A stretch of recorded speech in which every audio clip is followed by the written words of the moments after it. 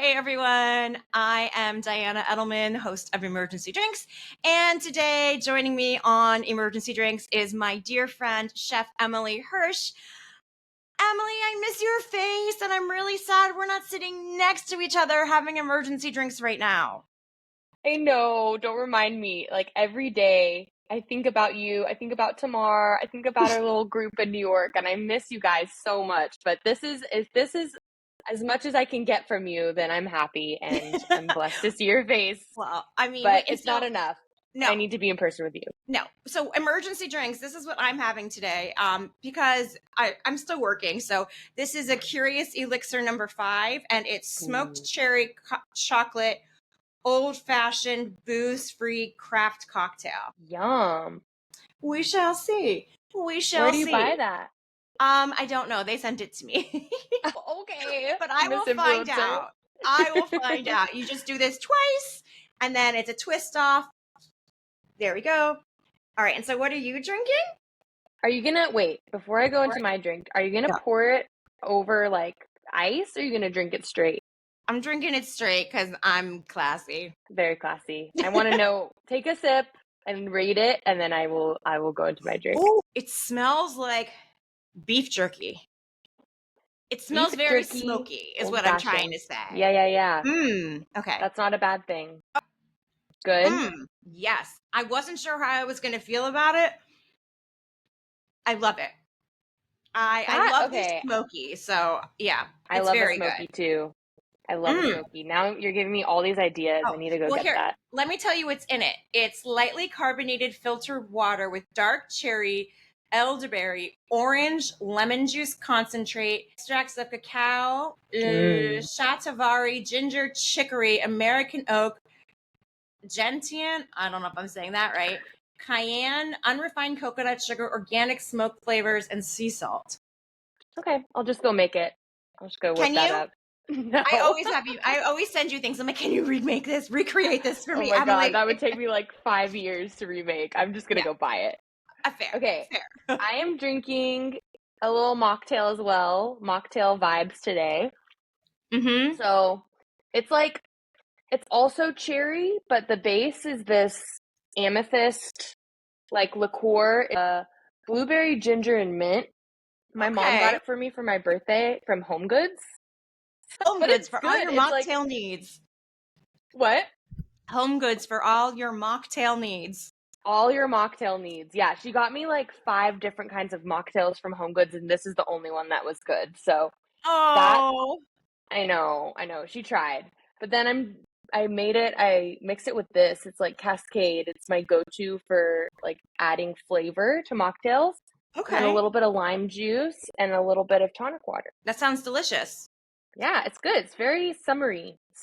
I'm getting, and it's red, getting ready for the 4th of July. That's Oh tomorrow. yeah, yeah. Because are you cooking anything special for 4th of July tomorrow? No, just probably grilling some Impossible burgers, but Hmm, nothing like fancy. Nothing fair. fancy. So I'm just gonna do a very basic intro for people who don't know you, Chef Hersh.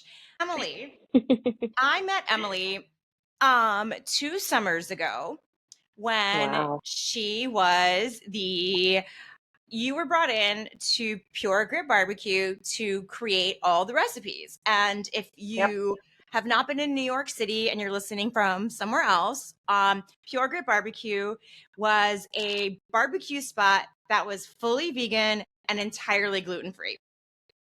And That's right. so the smoked brisket that Pure Grit makes is like, I don't like a brisket for some reason. I don't like barbecue really, but whatever y'all were Fair. making a Pure Grit, like, give it to me every day, all day, because it was so good. But not only were you the chef at Pure Grit, you also have a really cool backstory. So I actually don't want to steal your thunder. So if you would like to tell everyone your chef story, I would love for you to share it. I would love to share. So, going back, I guess it's like 6 years now. I can't Has it believe how really? fast, yeah, time goes by so fast. And I can't believe we've been friends for 2 years now. You know, it's our You said anniversary two in a summers couple of weeks. ago. I know. So that's really cute. But going back to the summer of, well, I'll go back even further. When I was a when I was in college, I was a collegiate dancer and had been dancing all my life. Did, hip hop, jazz, all of the thing. Dance was pretty much my identity. I made it up into the collegiate level, the University of Texas at Austin, being a dancer. And I think this is actually really good timing to talk about because that Dallas Cowboys cheerleader thing just came out on Netflix. Have you watched I it have yet? not. No, I don't know if I can, Yeah. honestly, because of PTSD.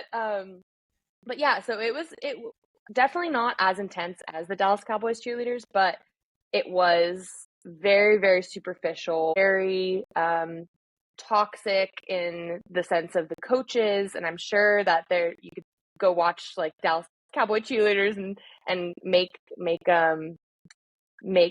what it was the word make connections to that. And so through that, there was a really, really big focus on body image. And luckily, I had never thought about that growing up. Of course, like you have your days as a woman where you're a little bit insecure about your body, but it was never anything extreme until I got up into the collegiate level. And so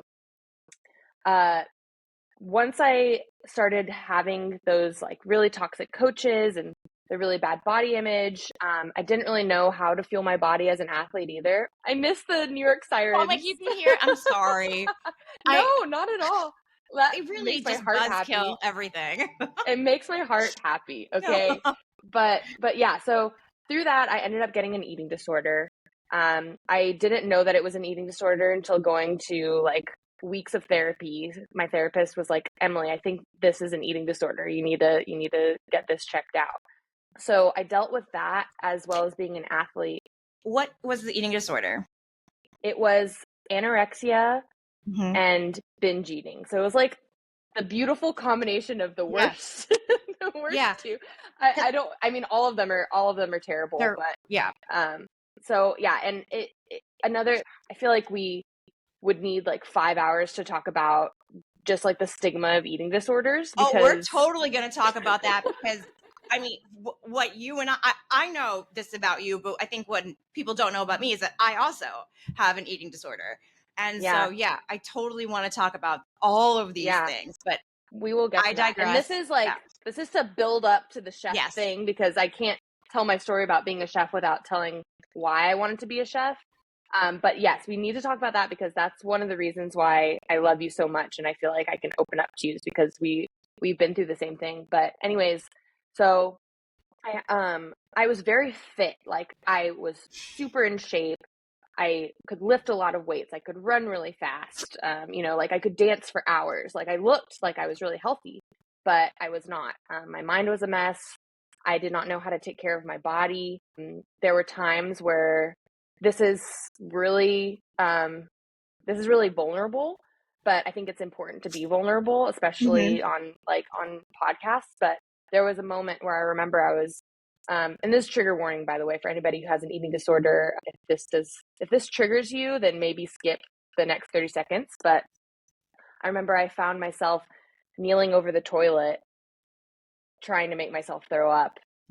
And it almost became also bulimia. I luckily had the strength to stop myself, and I had an amazing support system, which was one person was my mom, and I just called her right away, and I was like, I need to fix this.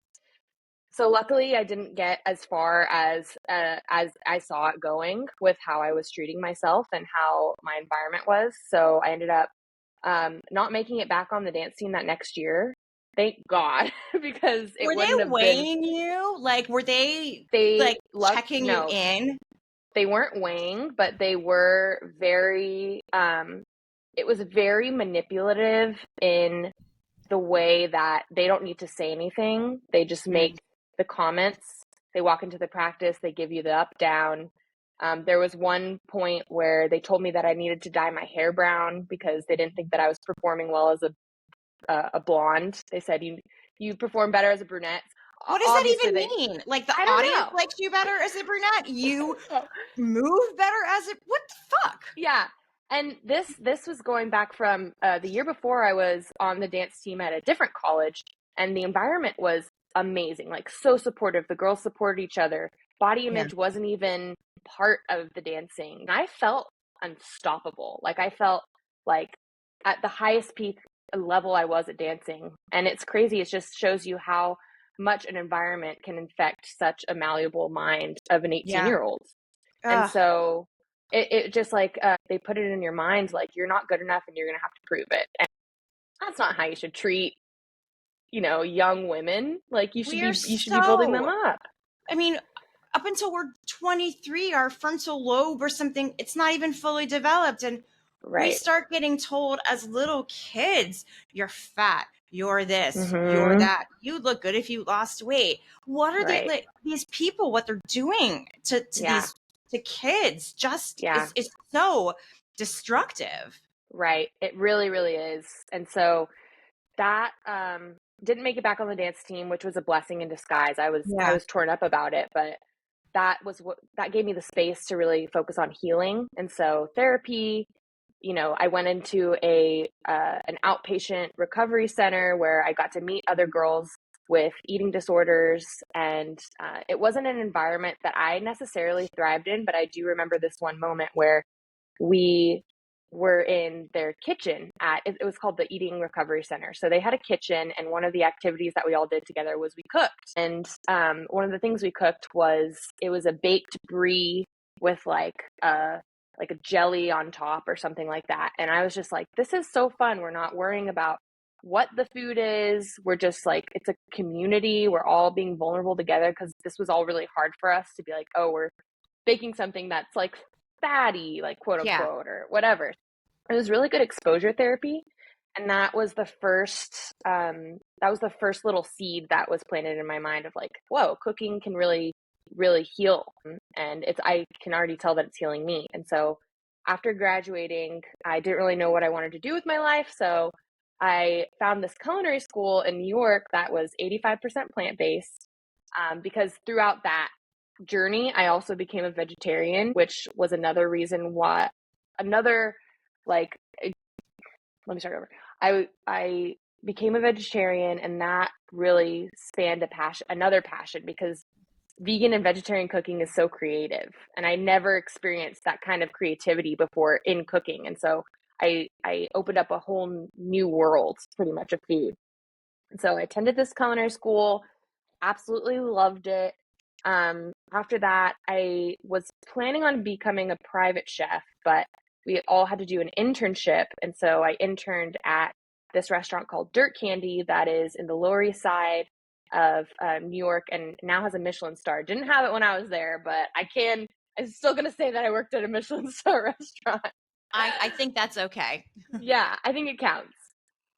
You helped And them so, get to the Michelin star. yeah, yeah, we'll say that. Of course, it totally. Me as a garde manger in the salad station helped them get the Michelin star. Hey, Whatever. But it was awesome, and I learned a lot. And 4 months into that job, I got a strange message on LinkedIn saying, "Hey, we're auditioning for Fox's Hell's Kitchen. Would you like to audition?" So thought that was a scam. I had been 4 months into cooking. I was 20, 21. I was like, I don't know what this is, but I guess I'll just see what happens. It ended up being real, which is cool. Lots of interview processes happened after that for a couple of months, and it ended up they were casting for this young season. So it was ages 21 to 25. And so I was lucky enough to get casted on the show. It's season 20 of Hell's Kitchen. And that completely solidified my love for cooking and media and sharing my story to help others. and Was that was amazing. 2020, right? That was, yeah, it was filmed in 2019, Ah, okay. and then COVID happened, and Yep. so the show was postponed to air for 2 years. During that time, I moved back to Texas during COVID and just tried to figure out my life. We weren't allowed to talk about the show, so I did a bunch of other things, recipe development. I had a cookie business. I was a private chef. Cookie business. Why have you never made me cookies, Emily? Dude, and they were vegan and gluten-free cookies. I know. Well, I'm gonna have to come up there. You're gonna have to come in here. I'll make you all the cookies you want. Yes, please. But yeah, so I got to experiment in different realms of the chef, because you don't just have to be a chef in the restaurants, which was an important thing that I figured out. And then the show aired, and that was a really cool experience. And I was able to meet a lot of people, and including Carrie Fitzmaurice, who hired me to be the culinary director of Pure Grit and create the recipes. And that was a whole nother challenge and an amazing experience where I moved back up to New York. I got to meet you and just really be involved in the vegan plant-based lifestyle of cooking. And so yeah, so that was kind of the end of restaurants for me. After that, I got into food media and worked for a couple companies doing their social media. And now I am fully focused on my brand, where I am cooking for people's holistic health and wellness, doing private chefing. I'm back in Houston, or I'm not back in Houston. I moved to Houston. I'm from San Antonio, but I moved to Houston. So yeah, it's been a journey. I'm still feel like I'm figuring it out, but it's been a crazy 6 years of lots of different things going on. What was working with Gordon Ramsay like? Amazing. I loved him. Yeah. I feel like he's gotten nicer over the years. He he started off calling people like fat cows and like really, but I think he found his niche, because I'm sure that was like very movie magic. Like they kind of forced that on him to be like that, because he was such a sweetheart. He really taught me a lot about cooking, because I was so inexperienced. And so he knew that. He would come over, we would be on like the fish station or something, and he would teach me how to cook scallops. And he was right next to me, putting them on his hand, like seasoning them. Is just very, you can tell he really cares about the people who come through and who show him how hard you want to work.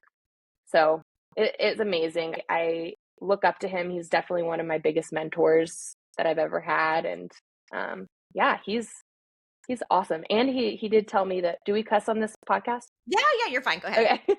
You can say whatever you want. He did tell me to fuck off, so that was an honor. Yeah, I'm like, if Gordon Ramsay told me to fuck off, I would be like, thank you. Yeah. Thank you, chef. You're like, now I can die. Absolutely, Sir Ramsay. Thank you. I'm fuck off. Thank you. Fuck off. Fuck right off. And like prance away like on cloud 9 that Gordon Ramsay told me to fuck off. That's basically what I did. Basically what I did. I love that. How did that come to be where he told you that? It wasn't actually fuck off, it was shut the fuck up. So it was same. Yeah, same thing. I was like, when you're on the line, which is the kitchen, like, so there's different stations, you call it the line.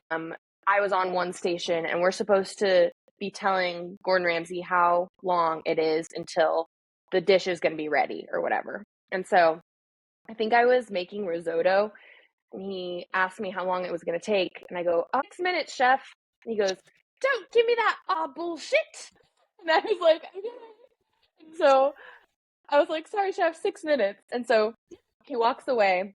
I think he was trying to put pressure on me to see what I would do, because he did that a lot to the contestants. And so I was like, okay, this is my turn. He keeps coming back, and I think he said something else on the second time. I don't remember, because I was already in my head. The tears were coming, and he walked away, and then he came back and he goes, Emily? I go, yes, chef. And he goes, shut the fuck up. He didn't say anything. So I go, yeah, chef. To your head. He wanted to get in my head, I think.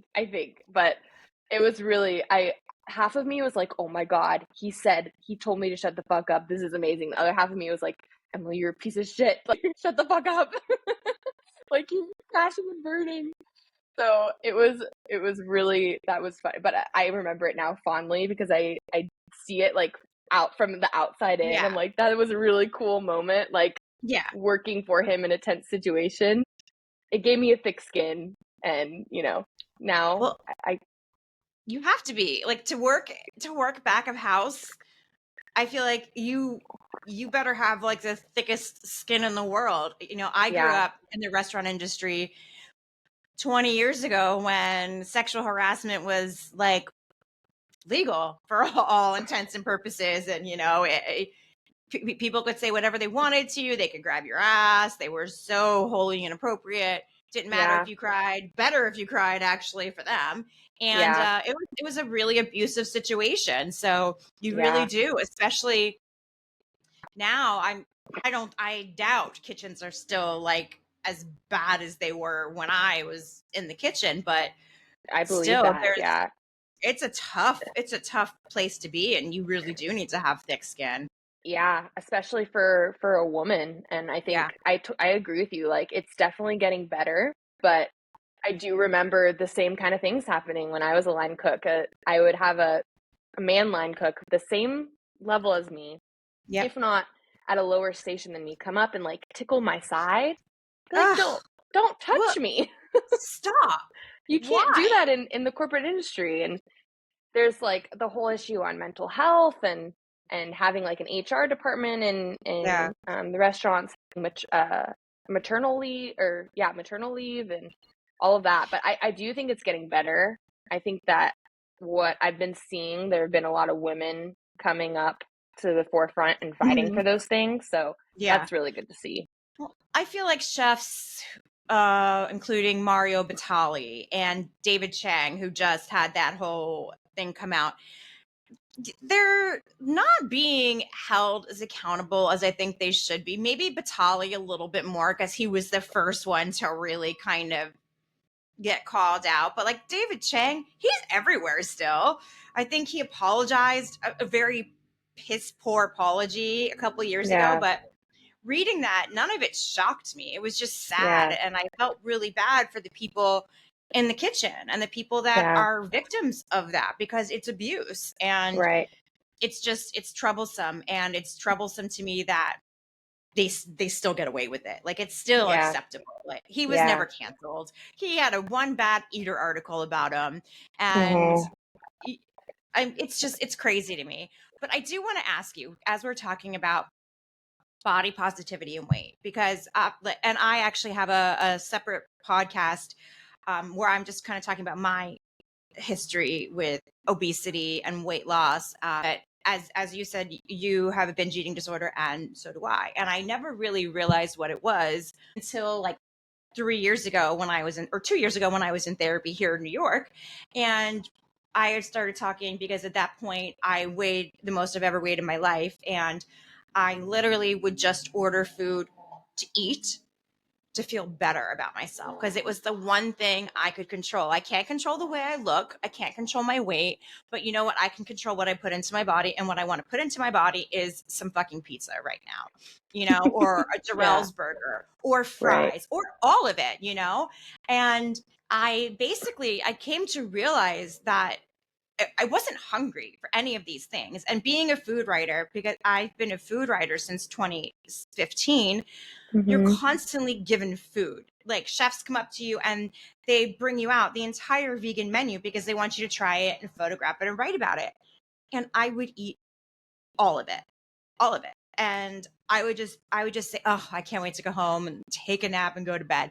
But really, I didn't know how to stop eating. My brain wouldn't turn off. I would just continue to Hmm. eat and eat and eat. And it just spiraled. And then it became, well, when I'm unhappy, I would order food. When I was stressed, I would order food. When I had anxiety, I literally, all I wanted to do was chew on something. And Hmm. so for me, it just became really, really out of control. And right around that time, I got COVID, and then I had long COVID. Ugh. And the long COVID basically, because at this point in my life, I was working out all the time. I was biking 14 miles a day. I was I was eating, and I want to talk about like the words we use when we describe what we eat, but I'm going to Mhm. hold on that for a second. But I was eating what I thought was appropriate to be eating to be losing weight, and I wasn't losing weight. I would joke and say, I can look at a piece of cake and I gain 5 pounds. But it was true. I would just if I looked at it, it would whoop, like magically just jump from the plate to my hips or to my face or to whatever. And when I got long COVID, I got sinus tachycardia, which basically means I had a normal heart beat or rhythm, but elevated. And so I would be sitting down and my heart rate would be 90 something. And so I went into physical therapy for it, and I couldn't get my heart rate over 120. But my heart rate getting to 120 would just be walking. And so I couldn't work out anymore. And I got really, really, really depressed because all of a sudden nothing I was doing was working. And here I was knowing at this point that like I have no control over what I eat. All I hear in my brain is eat, eat, eat, never you're full. And then also I'm so upset about this. I'm so depressed. I'm just going to keep eating because that will make me feel better. So being in the culinary industry and knowing that you're anemic, is that anorexic? Sorry, wrong. I'm like, wait, I was that's like, not right. wait, I'm anemic? JK. But knowing you're anorexic and knowing you have binge eating, what kind of challenges were that for you that so you wouldn't get triggered, so you wouldn't put yourself in a situation where you would feel like it was a downward spiral for you or a challenge to you? Yeah, that's a really good question. I think the whole reason why I became a chef Mm-hmm. was to face the fear of food head on. Mm, If we're thinking of the external reasons why I wanted to be a chef, yes, of course I want to help people. I want to cook. It's very creative. Internally, I was terrified of food. I was terrified of eating. I was terrified of like what the quote unquote right way to eat was. mm-hmm. And I just kind of wanted to take the control back because once I reached the peak of the intensity of my binge eating disorder and anorexia is just like a flip flop. I felt, and people who have an eating disorder, I'm sure can relate, just feel out of control, even though they're Yeah. trying so hard to control everything. Yeah. And so it was my way of kind of like taking my power back, feeling empowered through cooking. And so for a long time, for a couple years, that did put a pause on my eating disorder. And because I was being creative and because I was being fulfilled, I didn't feel as much pressure around food and like the pressure of do I eat this? Am I eating too much? You know, the negative self-talk that goes on when you have an eating disorder. Ugh, Luckily, it's the worst. yeah, Like the it's things you think terrible. about yourself are just awful. We're Yeah. so abusive to Yeah. ourselves. In general, I think everybody if you looked inside everybody's mind, they're probably really mean to themselves, but when you have something Yeah. like an eating disorder or you're neurodivergent in some way with anxiety, like which I also have, is Yeah. anxiety. Whoop, whoop. This is why But we're such good friends. I know, right? It was We have meant to all the be. things. It was meant to be. But it just is like it makes it unbearable. And so no Yeah. wonder you turn to food. It's such a thing that also people shame you about in society is like, you know, they label these people who have binge eating disorders or who are living in larger bodies, and it's just like they don't understand like it's totally a natural phenomenon to cope with food. Yeah. You're literally just trying to soothe yourself from all of the shit that is happening in the world. That was going on a rant. Yeah, so I was able to it kind of went away for a little bit in my mind, my eating disorder. And then once I got back into stressful situations like Pure Grit, opening a restaurant, being, you know, working lots of hours, managing people who what I really had a hard time with is just being in charge of a group of individuals who are the hardest workers I've ever seen in my life, not being paid enough, not being treated well, just seeing their history of that. We treated them, you know, very well at Pure Grit, but just Yeah. their In general, lifestyle. the restaurant industry is Yeah, not and then I was kind. dealing, yeah, and I was dealing with personal issues and my relationship, and so that all of that, once the stress came back, like once I was done with culinary school and it was like, yay, you know, I feel so free. I'm in New York. Like it's all fun. Once the real reality started to come back and like the natural pressures of life came back was when I started to cope with food again. And that was just like, wait, I thought I was over this. And that's when I realized that like once you have an eating disorder or you're disordered eating, like it never really goes away. It's just a Mm-mm. constant iteration of like, okay, what is happening in my life and how is my eating disorder talking to me right now? And so sometimes Yeah. it's really loud, sometimes it's not. And how I deal with it is therapy, obviously. Therapy Yeah. is super, super important, but also just like trying to be kind to myself whenever I'm having those thoughts and redirecting, which can be really hard sometimes. Probably the biggest thing that has helped me has been this concept called intuitive eating. It's a 10-step program that helps you trust yourself around food again. And it really explains the reasons behind like eating disorders, binge eating, because of diet culture. There are over 100 Yeah. studies that prove that diets and starvation diets and yo-yo diets are really bad for our health. So that Mentally and physically. yes, yeah, holistically. So I've clung to that throughout the years, and I just finished a intuitive eating counselor course where I don't know how I'm going to use it, but it just taught me a lot more about intuitive eating and how that is a really good sense of like support and like proof that not to judge yourself, number one, and number two, like, and it's not your fault, like all of this that Yeah. happens to you. And then number three, like there is a way out and there is an alternative way to live that can seem counterculture from diet culture and society right now, but it really is like there is a way to live holistically and trust your body. I think diet culture is absolutely terrible. I've struggled with obesity my entire life up until 3 years ago. I did every diet known to man. I Mm-hmm. started Weight Watchers when I was in the 6th grade. I did my first like cocktail of drugs from a doctor in Vegas when I was 25, and he literally hands me the pills and looks at me and says, "You'll be so hot when you lose weight." And What? You've never told me yeah, that. yeah, like I was taking Topamax, phentermine, and a fat burning shot every week. And I went from 197 pounds down to 146 in about 6 months. So extremely, extremely unhealthy. I had no Yeah. appetite. I would just walk around like jittery all the time. Yeah. And as soon as I stopped taking that, I gained all the weight back. But through the next like 15 years, I was constantly battling. I would hire a personal trainer, I would work out, I would do all these things. But the minute I stopped working out, and I'm not talking working out like a 20-minute workout, I'm talking like I was doing 3 hours at the gym. When I lived in Yeah. Thailand, I did an hour spin, an hour body pump, and an hour with a personal trainer 3 days a week. I Mm-hmm. barely drank. I ate incredibly, like, hate the word healthy, but I ate really healthy. And Mm-hmm.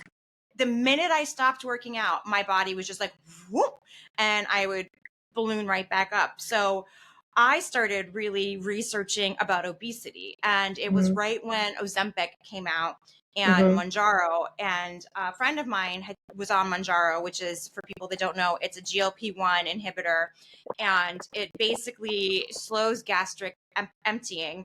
And it also works with your brain some magically wonderful way, um, to stop the food noise, which I never knew what that was until I started Manjaro. But my doctor gave me Manjaro. I started that, and it was like my whole world changed because I wasn't thinking about food all the time. It wasn't guiding me. I Mm-hmm. didn't binge eat. I haven't binge eaten in 3 years or Wow. 2 years, because I've been on Manjaro or the compound of it since October 2022.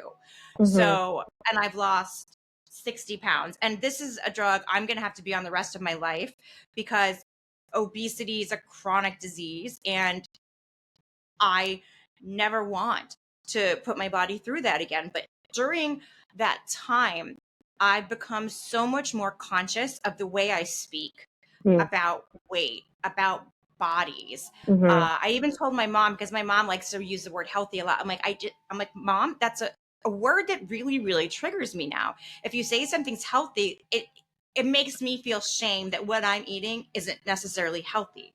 And I Mm-hmm. think I don't, and as a food writer and as someone that posts about food on social media all the time, I'm so conscious now about it, because I would Mm-hmm. do the juice cleanses on my social media and like promote those. I would Yeah. talk about calorie free if it's vegan. I would just Right. do all these things and say these things. And now looking back, I can't believe I said those things, but you don't know until you know. And I needed Right. to go through all of that therapy around eating and obesity, and seeing the way doctors are still so incredibly uneducated when it comes to obesity, and to kind of learn how toxic Mm-hmm. diet culture is, how Mm-hmm. toxic it is to talk about calories, Mm-hmm. and to talk about, oh, well, I'm going to have this, but then I'm going to go work out for an hour to burn it off. It's so unhealthy, the way we talk to ourselves and the things we say. And for Yeah. me, that's been the biggest struggle for me, is kind of learning how to get past that and change my mind, because it really is a conscious thing you have to do Right. to make your brain stop these things. And Right. so I know also with body positivity, for me, I'm right around 150 pounds now, and I look in the mirror and there are times where I'm like, oh my gosh, like I still look obese. I Yeah. still, all the bad words you could say about your body, I still say it. And I know you're a big advocate of body positivity. What kind of things can you say to yourself when you're feeling bad? How can you Yeah. overcome that? Yeah. Well, first I want to say, I think your story and your situation is in a really cool spot of you're taking this GLP-1 GLP-1. GLP-1 drug, GLP-1. and you're also being really conscious about how diet culture has influenced you in your Yeah. life. And I think there's not one right answer for anybody, and you're like proving that, right? Like you're doing this GLP-1, but you're also working on your mind. And I think Yeah. if anybody trying to taking these drugs, their doctors prescribing them these drugs, it's really important that they're doing the work that you're doing, because you're just being conscious of everything that's affecting you and all of the bullshit that you've been told throughout your life. And I just really Yeah. respect you for it, and I really respect you for being so outspoken. So I just want to say that. And then as for the body positivity, I've kind of always iterated on what my stance is on body positivity, because the body positivity word, the positive word, I think doesn't really fit what I am trying to or what I'm so passionate about. I think the word that I found that really fits is respect. And this is just going throughout I my love that life. even more. Yeah. So instead of body positivity, I think the body positivity like influencers and um and advocators are amazing. But for me personally, I think body respect is a better word, because there are some days where I can't even look at myself in the mirror. But then there are some Yeah. days where I'm like, just got out of the shower naked. I'm like, oh, hey girl, like you look good. Yes. 100%. Yeah, so there are days, and those hard days, I call them like tough and I learned this in my intuitive eating class, tough food days or tough body days. Mhm. I think the way that you talk about them, number one, is really important. So like today is a tough body day, and once you name that, you kind of give Mhm. yourself the permission to be like, yeah, this is a tough day. I'm not trying to be anything that I'm not. Like, I'm not trying to love my body right now, but I do respect it. And because of that, I'm going to feed it what it needs to be fed. I'm going to take it on a walk. I'm going to, take a nap because I didn't get to sleep last night. Like, that I think is a better word, because yeah, some days you hate your body, and that's just like I think that's just a normal human feeling for the society that we live in. And instead of being hard on yourself and being like, oh, I have to love my body all the time, you can just like take a break and let yourself be sad and let yourself be like a little disappointed. But because you respect your body, you're still nourishing it in the way that it needs to be nourished. And that in the long term hopefully leads you to a more holistic view of yourself and a more positive outlook on your body and your life. Because what I've learned or what I've experienced with body positivity, I'll have these I would have these days where I would um, kind of be have like a rebel mind and use my binge eating disorder to like eat until I like felt really, really sick. And Yep. and then Yep. I'd be like, but wait, that wasn't respect. Like that, I wasn't treating my body with respect. I was just being like, I was just having a rebel mindset because I'm supposed to be body positive, you know? And Yeah. then there are days where I feel like I need to like exercise for a long time or eat only salads, and I realize that that's the eating disorder voice and that's Yeah. not body positivity. So I think the body respect is a good like middle ground, and it's helped me just live day to day because no matter how I'm feeling, I know that I do deserve respect, and everybody and everybody deserves respect. Yeah. I think part of what really upsets me is that we have come so far in terms of people being open and accepting. But when it comes to people who are obese, there is still such fat phobia Oh my God. out Yeah. there Mm-hmm. and such fat shaming. And the way people treat people who are not the Rails. rails, I was raised in the 90s when heroin chick was Yeah. what everyone wanted to be. You wanted, the bones jutting out of your body. Mm-hmm. And so it's just, and the backlash that women get for being a normal size. Oh, what's her name that was on Sports Illustrated cover? Enter McGrady. No, the other woman, Oh, beautiful. I'm blanking on her name, but I Ashley can see Graham. her. Yes. Yeah. But these women are stunning, but people still feel the need to comment on Yeah. these women's bodies. And it's so frustrating. I shared something last night on my personal Instagram about men commenting on women Mm-hmm. and like calling them crazy or commenting on their body. And it's just, shut up. Yeah. It's do not comment on my body. And I Yeah. saw something else where it was a teacher saying, how do you know when you can comment on something? Well, okay, look at it like this. As a little kid, if you see somebody, can they change what you're going to tell them in 30 seconds or less? If Mm-hmm. the answer is yes, you can say it. If the answer is no, then you don't say it. You can't change your hair in Interesting. 30 seconds or less. You can't Yeah. change the way your body looks in 30 seconds or less. You can pick the dirt off your tooth in 30 Yeah. seconds or less. But Right. it's trying to teach people at a young age to mind their own damn business and to not Yeah. comment like that. Even as I've lost all this weight, I have people that come up to me, and I know that they mean well, Mm. but also I want to be like, shut the fuck up. Mm. There's a super that lives by me, and he walked by me maybe like a year ago, and he's like, oh, you're losing weight, huh? I'm like, yeah. He's like, I like it. I like it. And I was like, oh, Ew. okay, thanks. Ugh. All right. Like, Yeah. but they're also What? from a different generation. But Right. then the next time he saw me was maybe like a month ago. And I was in summer clothes, and he walks by me and he says, I really like you like that much better. And I'm just like, what does that have to do with me as a person? Or when I'm single and when I get guys commenting, you're so gorgeous, you're so this on my apps, I write them back and Mm. say I'm really smart too, and they don't respond. But Yeah. it's just, why do people think that they have this right Yeah. to comment? Right. It's hard enough being somebody that has issues with their body, but when you add other people weighing in on what they think your body looks like, it's just a no. It's just a Mm-hmm. hard pass. Just if there's one thing I would like anybody to get out of this is don't comment on people's bodies. Amen. Comment on things that you can control, that they can control. Oh, Amen. Yeah. like just enough, Yeah. enough. What do you have like a line that you say whenever somebody comments on your physical appearance?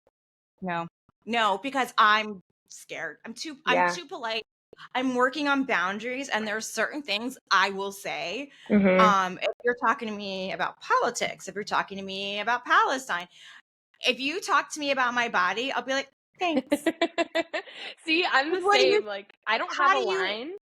What can you say? Yeah, it's because It's like, triggering for me. yeah, what I try to think about is like all of the work that I've done to unlearn all of this stuff and all the work you've done, like it's been years of work for us, right? Yeah. So it's gonna take years and years of work. Like probably we won't be alive to see a massive change of how people talk to each other about their bodies. It makes me feel a little bit better because I had to have something terrible happen to me, like an eating disorder, to realize that this is not okay. Yeah. And these people, they mean well, but it isn't, like they're going to have to unlearn and years and Yeah. years. And so that's why it's really cool how people are being open about this issue. Yeah. And I think being just as fearless as you can be. For example, like when I had an eating disorder, and my parents didn't really believe that I had one. And it took me lots and lots of, it took me to talk to them a lot and for years and to just educate. And I did get triggered at some points, like I would get my feelings hurt, but now it's, Yeah. I try to just think of it as like I didn't know any of this and I had to educate myself, Yeah. and now that I do, like I can educate. And so now like my mom is fully on board, and she's implementing those sorts of things in her life. I'm like so proud of her. And I just think it takes patience on our end, even though it's super triggering. Like, the other Yeah. day, my boyfriend's dad told me that I lost weight, and I was like, ugh, like I love him. He's somebody I love, but how do I Yeah. respond to that? Because You it can't, it's really triggers me. exactly. And I'm so conscious of it too, because a really good friend of mine, she's gorgeous, but I saw her last week, and she lost weight, and I know she did, and Mm-hmm. she knows she did, but there was no way. I was like, what can I say to you I that think, isn't going to be like, you look good, you lost weight? right. Because Yeah. you always looked good. And so I told her she had a dress that she wore in this picture, and she's like, I put up a side by side of the dress, and I said, they both look so good on you. And she said, yeah, Mm-hmm. but this one, I like this one better. And I said, yeah, but they, like, either way, this Yeah. is like, you're beautiful, Yeah. but I'm so conscious of it now. Like, Mm-hmm. I don't think I could ever go up to someone and be like, look at you, Yeah. unless it's someone I know that is doing, like, that is on Manjaro or something, in which case I'm like, don't you look skinny? Mm-hmm. Because at that point we're both like, Joking. yeah, You like, obviously understand. Yeah. yeah, but it's not something I would ever tell anybody, because I don't know what their history with diet culture is, and Mm-hmm. what's toxic to them. Yeah. And even now, like, our society has so much further to go in teaching people how to speak about weight and Yeah. how to speak about bodies, because really, at the end of the day, no one should be talking about anyone else's body. Like, Right. it's Right. just no one's business. Right. So it's just an interesting place we're at, I think, right now. I agree. Yeah. I think some things that I have told people when I'm talking about this is things that make me feel really good is if somebody Mhm. comes up to me and is like, oh my God, you look so strong. You look so happy. You look so, Happy, yeah. I think happy is probably the best because glowing. glowing, yeah, and that is not an equivalent to being in a thinner body. Like No. if I think that confidence and how the person is looking in their face, I think that says a lot, and I don't think that it has anything to do with thin. But if you're trying to give somebody a compliment, like you look really happy, you look like you're doing really well in life. Like, I don't know, yeah, anything that has to do with like that instead of appearance, I've found that to be something that I can say, because I catch myself saying some stuff like that too all the time. I'm like, oh shit, I still Yeah. I still think like that, and it's something that we were raised to, and it's not our fault. It's not anybody's fault unless they're trying to say something mean to you. Then it is, but Well, yeah. people still use fat as an insult. I get people even now, they're like, whatever, you look like you're vegan, or, oh, well, Mm-hmm. how can you be vegan? You're fat, or whatever. And it's Right. just, why are adults even, why do we try to hurt strangers just because Hurt hurt people people? hurt people. Yeah. And Yeah. it It's sucks. it sucks, but yeah, it really sucks. Especially you see the most of it because you're on social media Pretty and you have a public. presence. Yeah. So Yeah. that's where it is the worst. And I've been trying to Oh, be yeah. more outspoken about body, and the times that I've done it, I've gotten hate comments too. So it's just like it's part of it. It's just something that like I have to have a thick skin for being a cook. You have to have a thick skin, like Ugh. if you Common. The people yeah, are awful online. yeah, if anybody's trying to do something worth doing, like you have to have a thick skin and Yeah. like super respect though, because those are the people that keep me going when I see those people on social medias. Well, we have to wrap up, but before we go, I do have one question. Where is the best place you've ever had emergency drinks, and why is it at BB and Book Club with me? No, I'm just kidding. Oh, yes, that. I was looking at my pictures because I was trying to find a picture of you with a drink, and I saw us eating pizza on the dumpster outside of the vegan place, the vegan pizza place. And then after that, we went to the bookstore. Good times. Like, definitely that was one of my favorite emergency drinks with you, and I can't wait to do it again. And I have to plan a trip to come see you, or you have to come to Houston. Employed, I can't. Well, not for long. I'm also minimally employed. If any brand would like to sponsor emergency drinks, Curious Elixir, feel free to DM me. I'm happy to talk about it. Heck yeah. And Emily, I'm going to put in the show notes all the different ways people can follow you. And I'll probably want to have you back on at some point. Yes. I feel like there's so much we can talk about. Forever, Yeah. ever. But I love you, and I'm so grateful for you. Thank you for being here. And is there anything you want to say before we close? Just that Diana is amazing, and everybody should listen to this podcast. She is one of the most fearless and resilient people that I know. So thank you so much for having me on. And if anybody is in the Houston area and would like a private chef, I am starting to do private events. So dinner parties, intimate events. And then I'm also starting a newsletter with new recipes called Eating My Feelings on my website, chefemilyhersh.com. I also feel Eating My Feelings needs to be a brand, so please copyright that immediately. Yeah, and I'm trying. Wait, how do I copyright? I just go to copyright.com. Is that no? I'll send you a lawyer. Send me a lawyer. There's a whole process. It makes my brain numb, so you don't want me to. No. Yeah. But let's get that taken care of. Okay, we'll get that taken care of. Buy the domain now, though. Yes. Okay, domain. Check. See, you're also one of my mentors, so thank you for the advice. I love you too. Thank you for being on the show, and thank you all for listening. We'll see you next week on Emergency Drinks. Thank you. Bye.